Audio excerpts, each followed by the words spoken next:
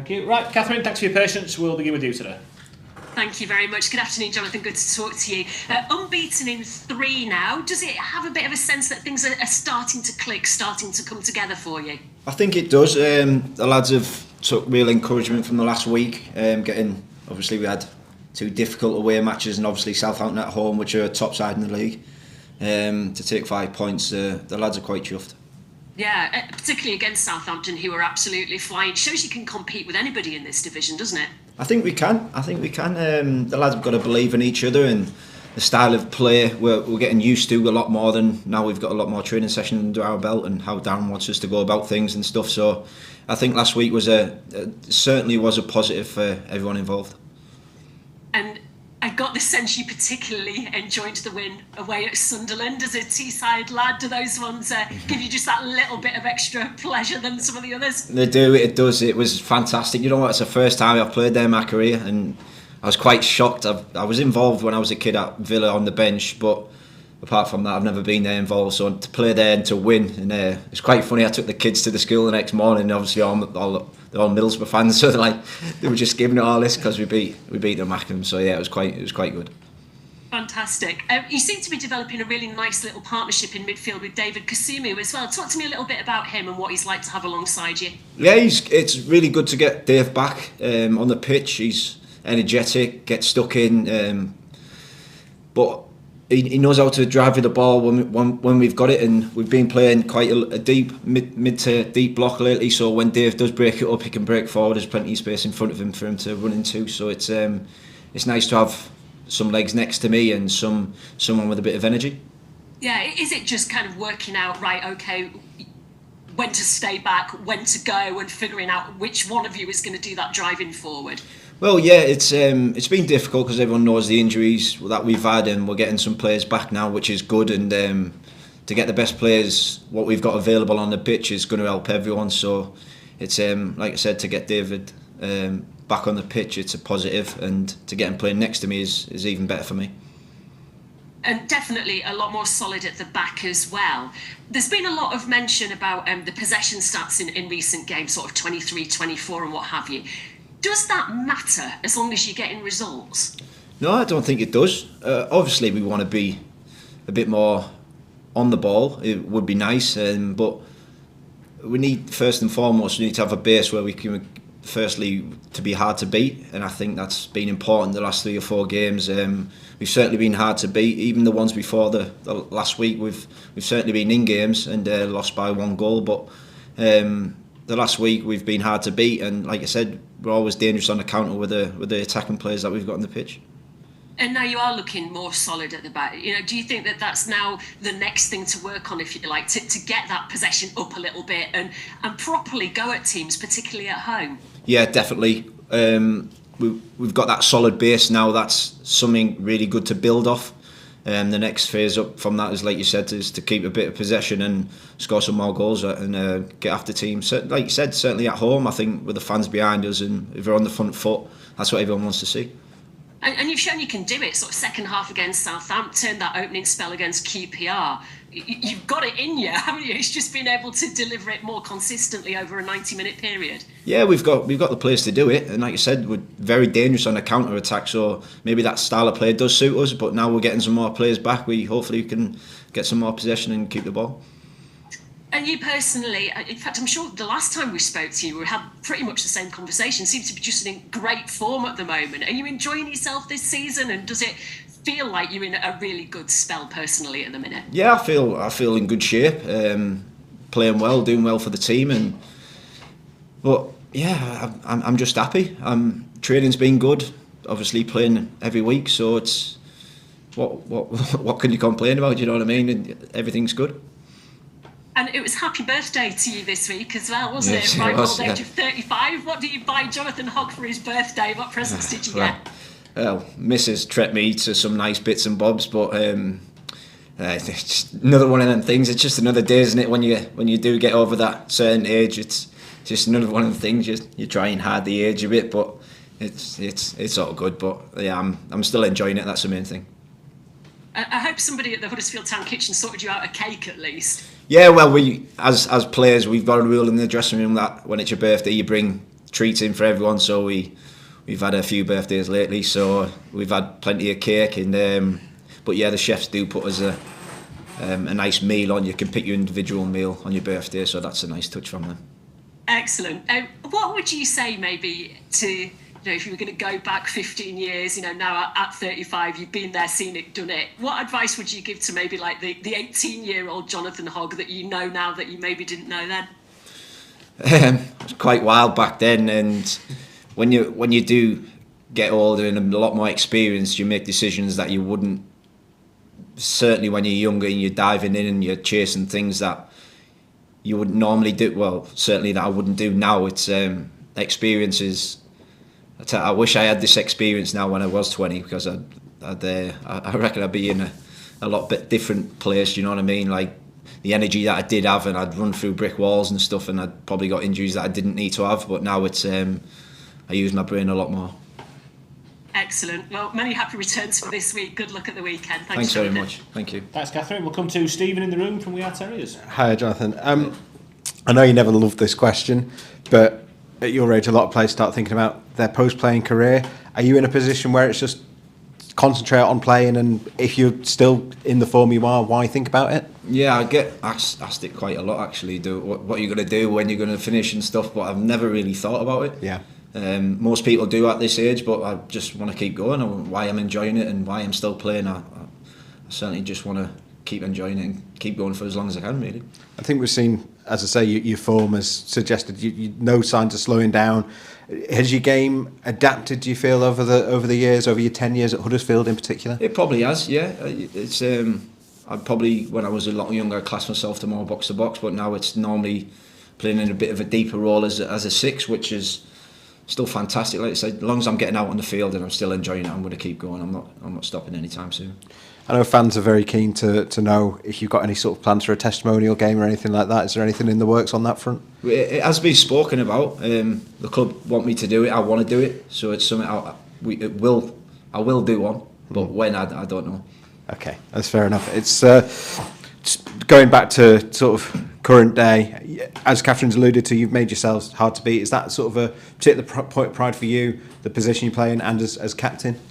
Yeah, well, we had a few bad defeats, didn't we? And we conceded 4 or 5 goals, and we sat down as a group, manager and the staff and all the players, and we said number one is be hard to beat, be hard to play against, and stop conceding goals. And I think we've certainly done that in the last 3 or 4 weeks. Obviously we conceded, but we're not conceding 4 or 5s and stuff. But the base was, let's get a foundation down, and number one step is be hard to beat, and we'll go from there. We're at that stage now, and we just need to build on it. I spoke to the chairman last week, and he said that the Gaffers basically had pre-season, in mid-season, coming in, replacing Neil, having to spend the first few games learning about you guys, learning what works and what doesn't. Do you feel like now you've made yourselves hard to beat, he can start to get some of his own ideas and his own imprint onto the side now? Yeah, I think he will. I think the boss speaks about building blocks and chunking it and stuff like that. So we know you can say early days still, because coming in mid-season is difficult for any manager to get his style across. And like I said, he's coming into a dressing room where he doesn't really know any players or how they play apart from watching it from the outside. Yeah. Coming in every day is a lot different to watching it from the outside, seeing personalities and stuff like that. So it's been slow, but we're getting there, and we always knew it was going to take time. And but the last 3 or 4 weeks we've seen, like I said, the base is there, and now we can just keep building on it. How much does Darren use you as sort of a go-between in your role as captain with the players? I know managers will differ on how much they'll lean on their captains. Where's Darren set on that? No, I speak to the boss quite a lot. I go up in his office and we have chats and stuff, and about the squad and about myself and stuff like that. So yeah, he's not any different to any other manager that's been here. So I still have that good relationship with him. Fantastic. Well, best luck for tomorroor. Top man, thank you. Thanks, Stephen. Leon from the Yorkshire Post. Good afternoon. Hiya, Jonathan. Happy birthday for the other day, mate. Thank you. I was just sort of thinking, when a new manager comes in and it's a bit of a tough time, there's a bit of adversity, and you dig yourself out of it. You find out a lot about him quickly, don't you? When you get respect, it's probably more important than someone coming in, everything going well at the start, isn't it? Really, you sort of really find out about someone when the chips are down a little bit. Yeah, you find about everyone really, players, staff, manager. You find a lot about people's personalities and what they're here for. So it's we had a tough start. Now we've out the back end of that, and now we can start building on what we've created the last 2 or 3 weeks. Yeah, do you think? I mean, 1 or 2 little grumbles before you got a couple of good results. Do you think that's a little bit unfair on the manager and his staff? You know, he's come into a difficult situation. You've had a hell of a lot of injuries and things like that, and to contend with it, I think a lot of people think it was pretty harsh. Yeah, I think it was. I don't think you can judge anyone in the circumstances that we've been in. Like you said, we've had some difficult injuries. The squad's been really thin, and we've been pushed hard. 3 games a week last week, and the squad certainly got pushed. But we come out the back of it in quite good spirits. Yeah, this time of year, the games, it's you get into winter and it becomes a bit of a grind and digging out results and getting some form. It's a massively important time of the season, isn't it? It finds out teams in terms of character and stuff like that. Yeah, I don't think that's one thing we can judge and knock this team about, the character and the personality that we've got. We won't judge anyone on that, because I think that's a given. Being a Terrier, and I think that's number one of what you need to have to play for this club, and I think we've got that in abundance in the dressing room. I think next week is another tough week for us. It's another 3-game week against some good sides, so we'll certainly put that to the test again. With yourself, I just wonder, are you very stats driven in terms of your own personal performance? Like running stats, tackle, that sort of thing. What do you sort of look at in the working week? Training week's a lot different.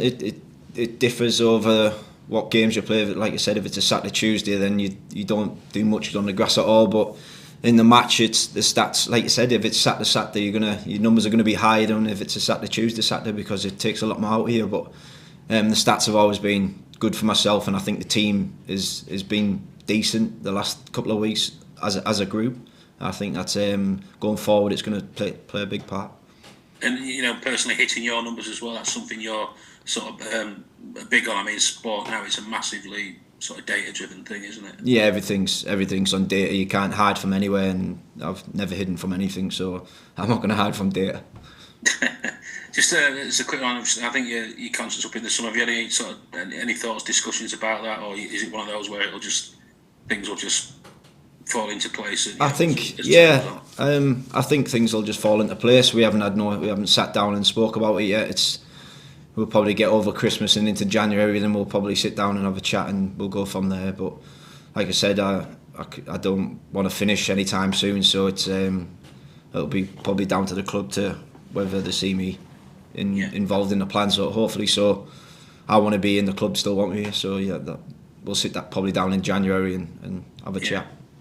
I mean, in terms of your appearances as well, you're on course to play more than you did last season as well, aren't you? I think you played about 18, 19, and you were sort of played 30 odd last year. So if things go well, you can, you can probably beat that as well. Yeah, like I said, I'm not slowing down in any way, shape or form. So it's the numbers we'll get to the end of the season. The numbers don't lie, so we'll see where I'm at. But yeah, I'm on target to, fingers crossed, injury free. I'll beat my numbers from last year. Yeah, definitely. Yeah, best of luck. Thanks for your time. Thank you. Thank you. All right, thanks guys. We'll be back with Darren at 2. Chris, you just hang on, mate. We'll just finish the stream there, then we'll come back at 2. Cheers, guys. Recording.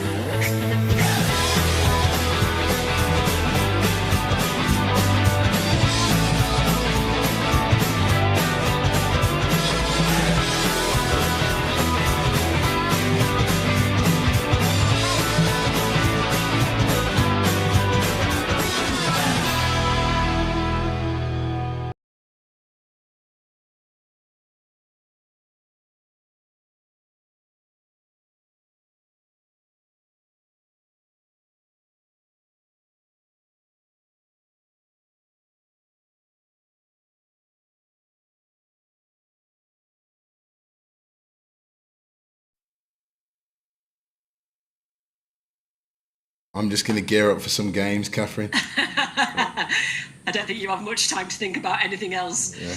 Catherine, we're ready when you are, so whenever you're ready, please take us away. Excellent. Good afternoon, Darren. Thank you for your time today. Team news, first of all. How are you looking for tomorrow? Yeah, no, fine. From sort of the last game, I think we've just got a slight issue with Ben Jackson. Obviously, from the last game, he's just got a little bit of a muscle soreness that we just won't take a risk with. When might we expect him back then? Could he be available midweek or possibly next weekend? Yeah, really soon. In terms of the injury, we don't think it's anything substantial. That injury just came through fatigue and volume of games, really. So we don't expect it to be a long-term injury, but probably tomorrow's games just probably come a little bit too soon for him. And likewise, Ben Wiles, is he close to a return? Yeah, we've been happy with Ben's, the way he's been training sort of over the last few days, and sort of he's been a welcome addition to the group. So providing no reactions from anything, then he'll be part of the squad for tomorrow. And Lee Nichols as well, is there any update on Yeah, him? and Lee as well, as long as he's not had no reactions and anything else as well, then he'll be part of the squad tomorrow as well, really. That must give you a bit of a sleepless night because Chris Maxwell's done so well. Does Lee go straight back in? We feel, Catherine, here that in terms of Chris and Lee, we feel we've got two excellent goalkeepers, and I think everybody would have seen the heroics that Chris has performed with some of the saves that he's pulled off over the recent games, really, and credit to Chris that in Lee's absence, you know, he's been able and ready to step in and perform, and he's just done just that. So it's a great position for us to be in the football club that we've got two outstanding goalkeepers, and we'll assess both of them and see where they're at tomorrow. Yeah, we look forward to seeing who you decide to go with then. Defensively, you've looked so much more solid in recent weeks. So over these next few games, is this a real opportunity now to, particularly at home, really take the game to the opposition and sort of really put them under some pressure? Yeah, we feel that we've obviously in recent weeks leading up into here, we've had to go with a certain way and a certain style because of what's been available to us to go with, and I think the boys have done really well in terms of adapting to that.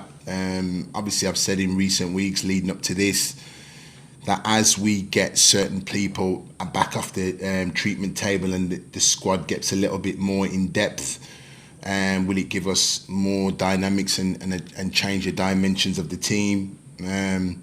And I think that can only happen when we get sufficient bodies back and we get the right personnel back, because as you know, with the players, as a group of players, collectively as a team, but within that collective team, there's individuals that have got strength in certain areas of the game and the pitch that we want and we desire to have.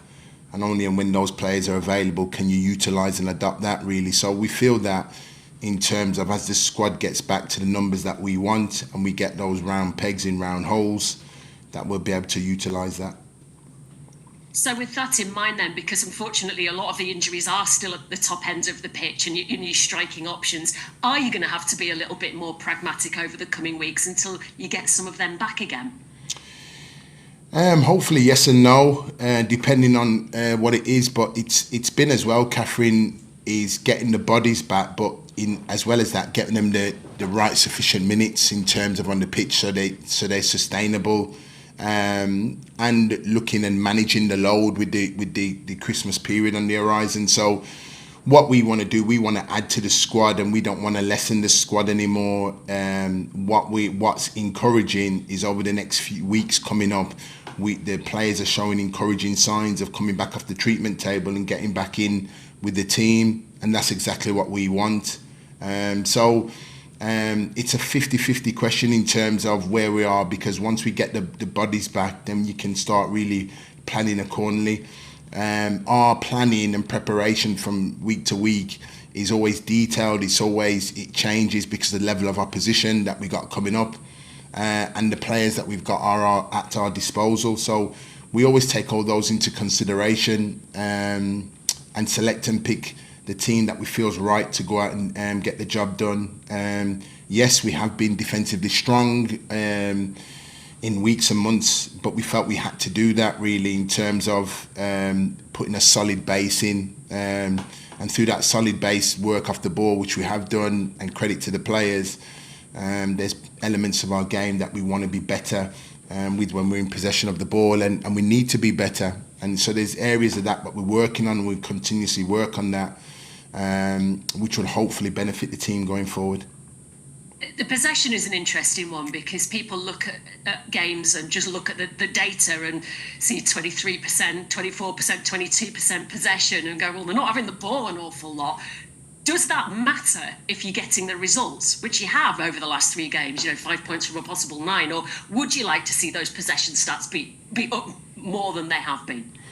Yeah, because there is a part with the game, Catherine, that you can control off the ball, which over those games, if you look within the diameters of the games and how we have done, it's been excellent by the boys in terms of what they've done.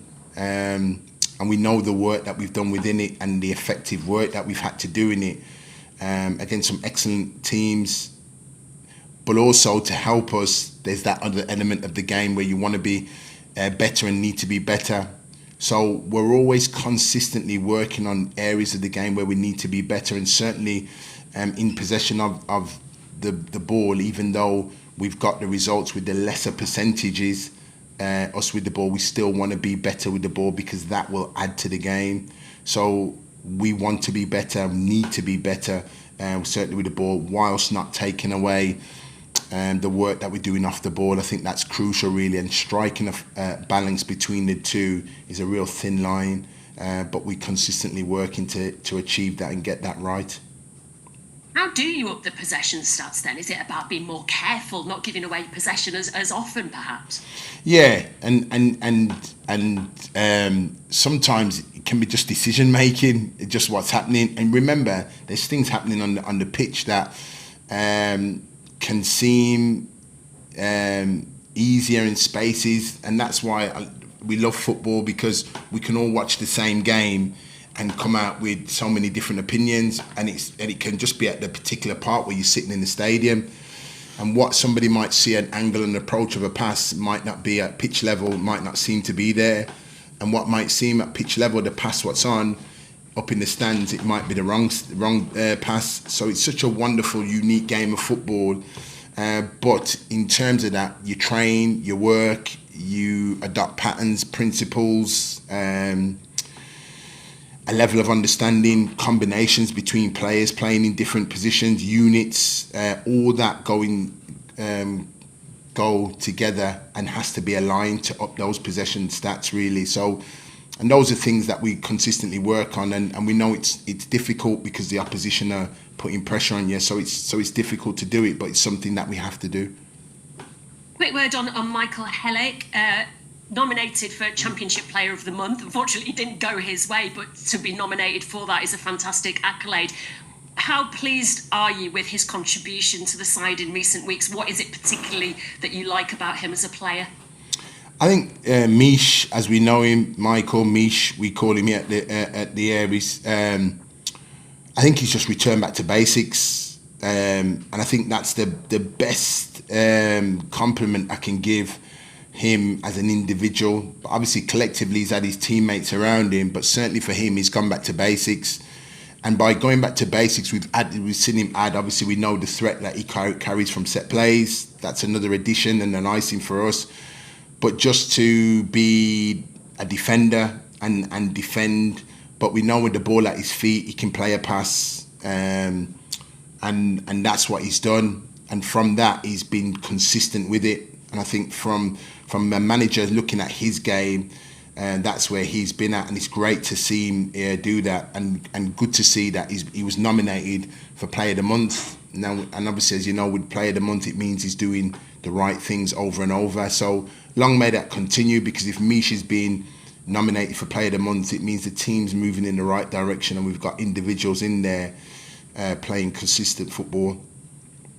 Last one from me. It's the first time we've had a chance to talk to you since the FA Cup draw. Nice, easy away win at Manchester City. No problem at all. I just think it's a fantastic draw for the football club. It's an excellent draw, and once we come to it, Catherine, then obviously I'll eulogise more on the actual cup draw. Up until then, we've got some really important fixtures in the league, but for the football club, I'm really pleased. Yeah, and it'd be nice to kind of get through this Christmas period and hopefully over the next few days put a bit of daylight between you guys and the bottom three. Yeah, that's the aim for us. For our aim as a team and the football club, we want to be looking upwards and be upwardly mobile, really. But we know in terms of reaching those parts in the league, we know in the platform that we've given ourselves, we know we've got to add more to it and give more. In all areas of our game, really, and that's what the messages that we've been doing with the players, how we've been working this week on the training ground, and I think that's so important. We need more. Players need to push harder. We need to ask more of the staffing structure around the place. Everybody's just got to give more. The volume with the fans tomorrow has got to be more. We need more. We need it louder. So, and all those things coincide together. Catherine hopefully sees Huddersfield Town continuously moving in the right direction and get up the league. Brilliant. Good luck tomorrow. Thank you, Darren. Thanks, Catherine. Cheers. Thanks, Catherine. We'll come to Stephen from We Are Terriers. Darren, is there any chance of seeing Jack Rodoni before Christmas? Yes. Yeah? Yeah. This would be a big one to get back. I know every player you can get back is big for you, but Jack in particular would be huge, wouldn't it? Yeah, Jack. Certainly, we expect to see Jack, Kyle Hudlin, Jacko, Ben Jackson, all back this side of the year. But not tomorrow. Not tomorrow, no. Okay. It's been good to. You've talked about Jacko's injury. It was the accumulation of minutes. I think perhaps there were signs at the weekend that 3-game week took a lot out of the players. Just having more options to rotate would mean a lot to you, wouldn't it? Yeah, and I think that's the most important thing for us. We've spoken about really in managing these games. I said last week in terms of coming into that 3rd game at Swansea, I'd learn a lot more about my team and individuals and looking at individuals who can manage that 3-game week loading and everything else. But credit to the players. I again, when I look back at the game at Swansea, and the travel that we had at the time, we felt it was a tough week but an outstanding week managed by relatively a group of 15, 16 pros, which was really excellent, really, from that. So to come through that schedule, I'm really pleased, and credit to the players in terms of the temperament, in terms of what they showed for the game, and the work that we did, really, and they got their just rewards, really. And as you say, there's getting those players some more minutes into likes of Delano Burks or Danny Ward, Josh Cromer all coming back off injuries. It gives you more options and hopefully means that going into another busy week this week, you're in a better position to go for it again. Yes, and that's the thing, Steve. It's you got those coming back, but if we can talk about and adding back with and not losing anybody and getting Jacko back and Jack Rodoni back in and Kyle in around it just gives you more options. Currently, the ones that probably you won't see probably into the new year is the likes of Josh Ruffles, Turton, Kian, and probably Pat Jones. Really, those are the ones probably in the new year. So we can put them to rest till then until further notice. But up until then, the rest of them, then they've all got a chance. Yeah, we've been a while since we've asked about Ollie Turton. How's he doing in his recovery? Is he? Okay. He's just coming to the final parts of his recovery before. But what we've got to appreciate with Ollie is, I've heard a lot about Ollie and know him as a player. Is that when he does come back to training and he's back in training, we've got to allow him some time and some volume to train with the group. and get his body used to the robustness of football and football-specific movements in with the group. And that's another added really when a player has been out as long as he has been to come back to full fitness. Hogg seemed in good spirits when we spoke to him just now. Is it fair to say it's more positive about the 5 points you got last week than sort of downbeat about that last minute equaliser against Swansea? Put that behind you now. Yeah, we've never looked on that last minute equaliser as a negative. You have to look on it as a positive in terms of going down there and setting our stall out and getting our noses in front. And the goal going in at the last minute, we get that, that's football. But we certainly felt that, if you weren't to win the game, you make sure you don't lose the game. And the boys come away from Swansea with that. So we felt, Steve, I said, we felt in terms of the work we did in the international break, we got our just rewards over the course of those 2 tough away games and the home game, really. So it was just reward, really, for the work we did. So certainly, I echo what Hoggy said, really, in terms of it's certainly been a positive step. The feeling and the mood within the training ground and around it, it's been a positive one, and long may that continue, and we're all working together to continue that progress. You had a horrible turnaround last week, going from Sunderland on Wednesday to Swansea on the Saturday, but it's back-to-back home games now. Does that make a big difference to you as manager? Yeah. Obviously, just to have the 2 home games, it does, because on the other flip side, it was a travelling. And the travel, I thought we got the travel right as best as we possibly could in terms of our travel. We looked into that detail and credit the team behind it, organising that. But we got it as best as we possibly could in terms of giving the players the maximum to recover and play the games. And obviously with the result, we got that right. Now we got the 2 home games, so we're at home, we're at the John Smiths, we're in front of our home fans. We love playing there, the atmosphere that they create, the supporters, and get behind the team. So we're really looking forward to it. And as I say, it's another 3-game week if you're going from Saturday to Saturday, but 2 out of those 3 are at home. So yeah. Obviously, we talked about the numbers that you have now, the players coming back from injury. Sharpness now, I guess, is the next thing for those attacking players that have come back. Yes, yeah. And again, all that, sometimes you can do as much work as you can in training. Sometimes that sharpness just come back from the games, the atmosphere, the energy, the excitement, the adrenaline that football match days bring. You can train as much as you want in training, but they get a level, then it comes to that the competing stage of the match day, and you get your sharpness from them when your adrenaline goes from there. And certainly those players coming back from injury will get that match sharpness. But for us, it's a welcome added to have those players back, really, and getting them sufficient minutes. And what we don't want to do is lose anybody. We want to keep adding. That's all from me. Best luck for tomorrow. Cheers. Thank you, Steve. Thanks, everyone. We'll see you Thank you. tomorrow. Cheers. Thanks, Catherine. See you later. Bye bye.